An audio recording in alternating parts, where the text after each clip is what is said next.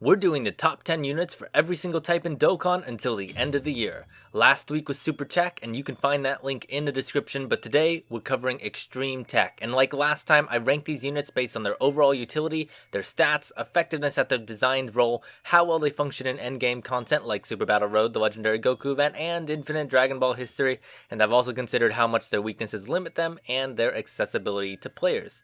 And if you disagree with me, I am happy to discuss it in the comments, just be nice about it.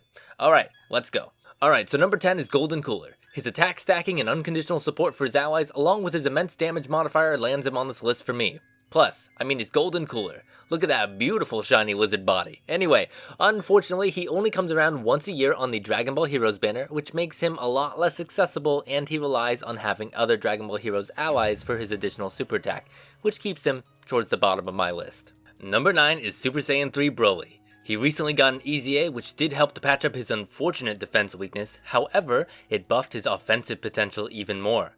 While his damage varies because of his nuking passive, he thankfully starts with 120% attack as a base, and he's got those nice EZA stats.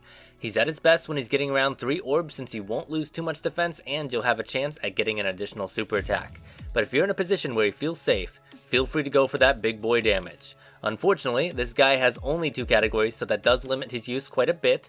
However, his offensive potential is incredibly strong, and that's why he makes it on this list. Number 8 is free-to-play future Android 17. He's one of Extreme TEQ's best attack and defense stackers. He's got an excellent linking partner who also gives him extra crit, thank you based 18, and he's great for the Legendary Goku event, but his free-to-play stats make him not quite as good for Super Battle Road.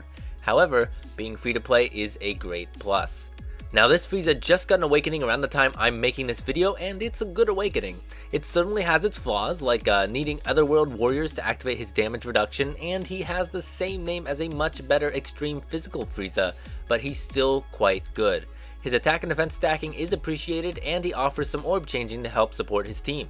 On a team with all Otherworld Warriors, he should be tanking hits pretty well. And Tech Merge Zamasu has awful defense, but he does have some good damage, decent support from his super attack, and a very helpful debuff for Super Battle Road in his passive.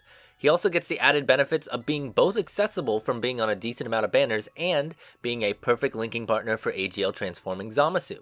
Number 5 is EZA Golden Frieza. His damage reduction is amazing, but not quite consistent enough for him to be higher on this list.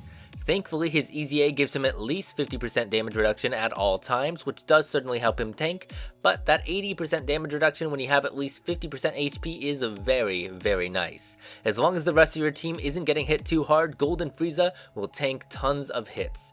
Unfortunately, he does struggle a little bit offensively. He isn't bad, but he certainly isn't the All-Star of the Year, but his defensive capabilities keep him on this list. While Tech Support Tien tends to get all the spotlight since he does enable LR Goku and Frieza, Tech's second form Cell has the exact same kit. However, since Extreme TEQ lacks a lot of good supports, Cell is a very valuable unit. Not only is the 50% support huge, but the orb changing is also very appreciated. He also gets to greatly lower enemy attack and defense for Super Battle Road, which is a big plus, and the only issue is that he has the nuker passive where his defense will rely a lot on how many orbs he gets. However, for the overall utility he offers other units, it's worth it. Exchange Buu takes the number 3 slot. There's been a recent wave of hate for this guy, but it is completely undeserved. For most events, you're going to be stuck in evil form, but that's hardly a bad thing.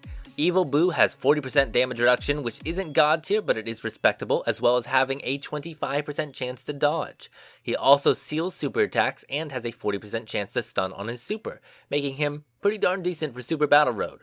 Along with that, the big candy boy saved the Majin Buu team with his leader skill at least until LR Buu tanks came along and took it to new heights, and then finally for the Legendary Goku event or Infinite Dragon Ball history, Super Buu form gets 50% damage reduction, innate crit, and a whopping 220% attack from his passive. He's versatile and at least decent in all forms of endgame content, and that's why he makes it to my number 3 slot. You probably knew that this guy was coming. In terms of utility, he is the absolute best that Extreme TEQ has to offer. Raditz is all around great. In Super Battle Road, he gets 50% damage reduction and a guaranteed stun on anyone he attacks, which is just incredible. In solo events, he has 200% attack and defense, 250% if it's a Goku's family or Namekian enemy, and he stacks attack. If it is a Goku's family enemy, like in the Legendary Goku event, he also gets a 50% chance to crit, which will really help in the later stages. And all that is amazing, but his power is absolutely dwarfed by the monster that takes the number 1 slot, LR TEQ Broly. Offensively, this man is just on another level. At level 10 links, he's jumping out of the gate with almost 7 million attack. He also gets the super a second time when he faced more than one enemy, with a chance to do it on solo events as well.